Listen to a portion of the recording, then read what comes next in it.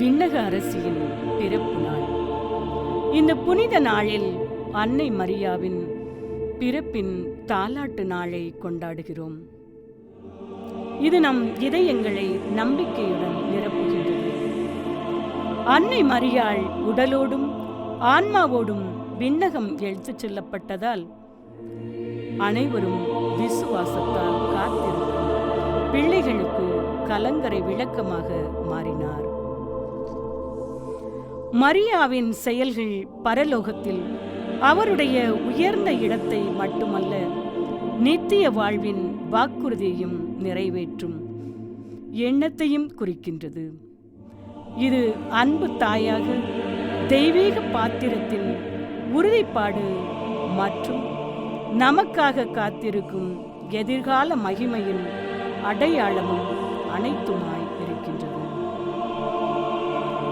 அன்னையின் பிரசன்னமே நமது இறுதி நம்பிக்கையின் விடிவெள்ளி.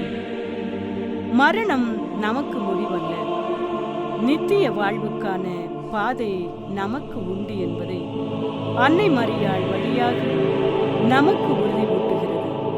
கடவுளுக்கு முழு விசுவாசத்தோடு வாழ்ந்த அன்னை இப்போது அவருடைய மகிமையின் முழுமையை வெளிப்படுத்துகின்றார். நாம் ஒவ்வொருவரும் அந்த மாட்சியில் பங்கு பெறவே அன்னை நம்மை அழைக்கின்றார்கள். அன்னையின் அன்பு நிறைந்த ஆறுதலையும் அளவிட முடியாத நம்பிக்கையும் அளிக்கின்றது அன்னையின் பிரசன்னம். பூ உலகில் மட்டுமல்ல, விண்ணுலகிலும் அவர் நம்மை கவனித்துக் கொள்கிறார் என்பதை நினைவூட்டுகிறது. நம் சொந்த வாழ்க்கையில் நாம் பயணிக்கும் போது நம் இன்ப துன்பத்தில் நம்மோடு வழிநடந்து நம்மை கண்ணின் இமையாக காக்கின்றார்.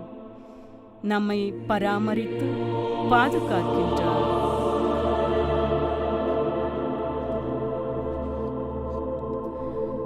நம் சந்தேகங்கள், மன போராட்டங்கள் மற்றும் வேதனை நேரங்களில் நம்பிக்கையோடு அன்னையின் பரிந்துரை நாடி ஓடி வருகின்றோம்.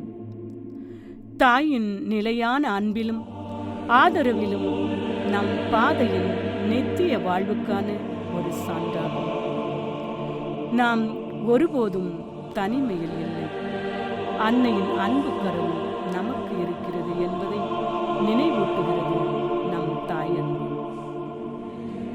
அன்னையின் பிரசன்னத்தை நாம் கொண்டாடும் போது அன்னையின் பிரதிபலிப்பை நாம் நம்பிக்கையோடு ஏற்றுக்கொள்வோம். ஆம், இது அனைவரும் பகிர்ந்து கொள்ளும் அழைக்கப்பட்ட நித்திய வாழ்வின் வாக்குறுதியாகும். மேலும் அன்னையின் இடைவிடாத இறைவேண்டல் மற்றும் பராமரிப்பின் நினைவூட்டல் அன்னையின் பிரசன்னம் நம்மை நம்பிக்கையுடன் வாழ நம்மை ஊக்குவிக்கும். அன்னையின் அன்பு நம் சொந்த வாழ்வின் நிறைவை நோக்கி பயணிக்கும். அன்னை மரியே வாழ்க.